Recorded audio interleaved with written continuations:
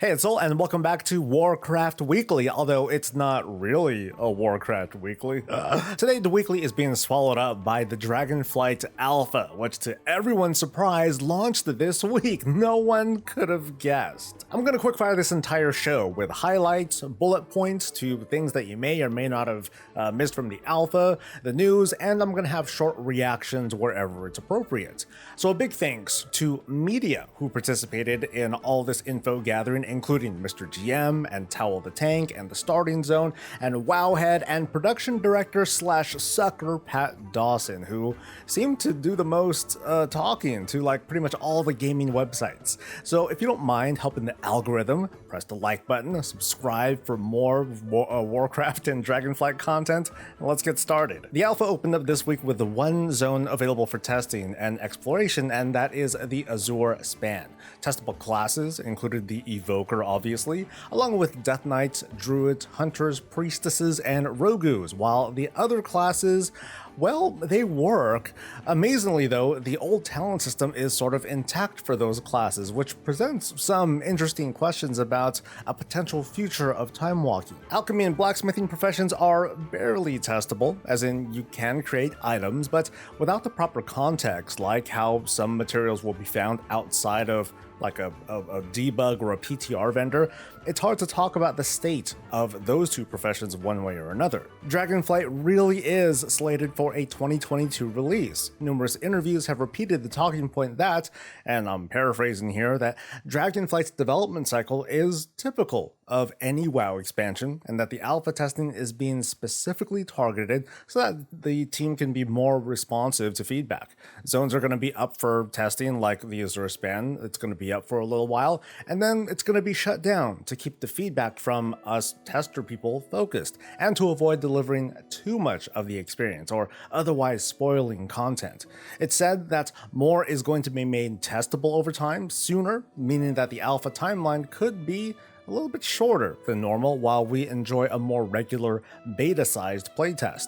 According to Pat Dawson, the team has a desire for bringing the same levels of character customization that the Drakthir have to all the other races, eventually. Speaking to PC Games N, Dawson says for the other races and classes, it's stuff we're going to take a look at, and if we can improve, we absolutely will. Counterpoint though, Ian said that no new customization for existing races will be added at launch. Moving on, Dragonflight changes will put gender choice entirely into the hands of players. Body types are no longer going to be described as male or female. Hey there, I'm a type 1. Data mine information and interviews have indicated that players will also be able to change their character's voice to male or female, and to change their pronouns when referred to by NPCs. This seems to follow up the big changes to character voice lines from a while back that scrubbed gender references, especially when it came to, the lewd jokes, of which many, those were changed too. I'm sure some folks out there have to draw a line somewhere in a world with talking cows and goats and foxes and lizards now. Next, as said, we got to test out the Drakthir Evoker race/class. One of their racials is called Soar, which launches them into the air and allows for a watered down version of dragon riding. And by watered down, they're still moving at 950% movement speed, which is pretty darn nice. The UI changes weren't limited to just the player HUD, which by the way is not complete either. The settings menu is also being revamped, and from the looks of it, it's a work in progress because at the moment the work kind of sucks. Okay, maybe it doesn't totally suck, but it just feels, at a first glance, it just feels so disorganized. It's hard to find settings, and I'm scrolling a lot more than I feel like I should. But I guess ultimately it's just different, right? And we fear what is different. In fact, we hate it, and now we're all Siths. A new 500 mount achievement is in the alpha, along with a pet collection achievement.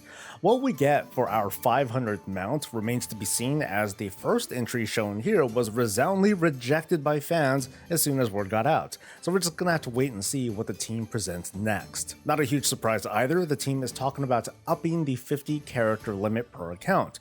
To what number? They didn't say. But after 18 years, it is worth asking just how many characters some of us have ended up creating that we'd rather not let go of. Dragon riding is going to be about a lot more than just travel. Data mined information reveals the possibility that players can work towards infinite flying, which may work similarly to how flying has been for the past 16 years, but there's also a host of other perks, including using your dragon as a DPS cooldown outdoors, being able to find treasures, buffs for you and your party members, even take you out of combat if you're in a pinch. That's on top of making your dragon riding stronger with an increased vigor cap, that's the energy that they use to do all their fancy schmancy tricks, and vigor regeneration buffs after killing blows. In the interview with Mr. GM, Ian Hezekostas made it pretty clear that a crafting order, which is the feature that lets players get access to high-end crafts, can be done directly if it's a person-to-person interaction. Now that's something that we were already hoping for, and we just weren't entirely sure, but the surprise here is that this is going to work across the entire region. So, if I am the only idiot who has the skill to make top-level plate bracers, you can party up with me, give me what I need to make your stuff, and I shall make it for you. I can already imagine some giant streamer having people line up to help power level them through professional leveling if that kind of access is allowed. Meanwhile, group loot may return to raid content. How exactly?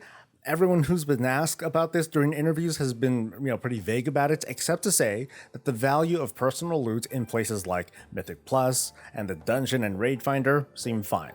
My personal take: raid loot makes up a lot of social nuance between players in games like World of Warcraft. It's the scenario where there's only a few things that maybe a lot of people want all at once, and I think there's a certain value in making a metagame out of loot distribution despite its obvious drawbacks. Legion Mythic Plus time walking is not going to be a thing when Dragonflight launches, citing that it was an experiment or a precursor to what we're seeing in Season 4 and in Dragonflight, which is a near total rotation of dungeons to kind of liven things up for players. They've confirmed that cross-faction guilds will not be a thing in Dragonflight's launch, but they left the door open for it to be a thing during the expansion. At least so far, outside of typical assholes, the game hasn't broke thanks to cross-faction shenanigans. In fact, according to the Mr. GM interview, half of all groups these days have members of both factions in them, which is a big number. That's pretty fantastic.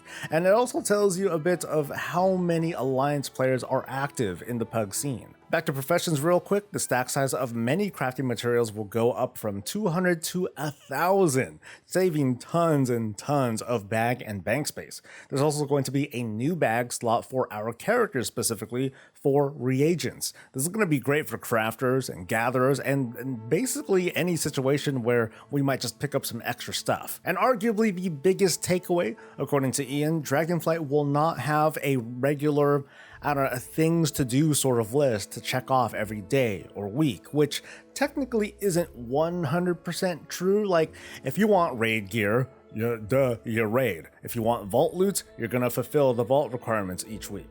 And it remains to be seen how true this is going to be for professions. Like I said, we're missing a lot of information, but there are craftable reagents that are needed for stuff that happen to have long cooldowns. But again, that hardly tells the whole story. I'm pretty sure what Ian's talking about is the idea of getting Soul Ash and Soul Cinders for the week.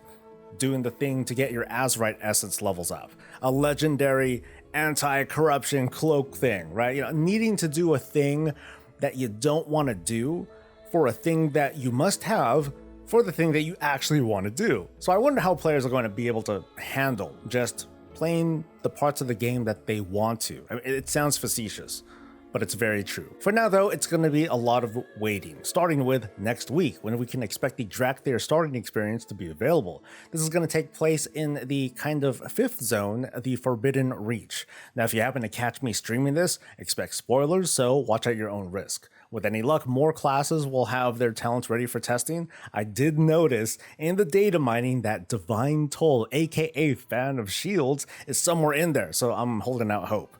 And that's the show. This week was a week full of personal and group achievements, nailing Keystone Master. Woo-wee! I soloed Layer 8 of the Jailer's Gauntlet. I did Glory of the Sepulchral Raider. I got into the Alpha. That was a roller coaster of emotion for a second there. Yeah, this is the UI. I made it look like this. You just got in? So I'll see you later. I'll see you later. And the cherry on top wiping on Skullx Heroic over and over again. Damn, I love this game. Let's give thanks to the many of you who continue to give support to me and to this channel, the wonderful folks on Twitch, the generous patrons, and you, viewer, for making it to the end. It is on for a season of Dragonflight coverage, so help me be one of WoW's top creators by liking this video, subscribing to the channel, and tuning in whenever there's a video that suits your fancy. You can catch me on Twitch too, every Tuesday through Thursday, starting at 8:30 a.m. Pacific. It's thanks to you that I got into the alpha, so I can share the joy of discovery and, of course, talking smack. So I'll see you folks for the next thing. Until then, stay safe, stay healthy, and stay breezy.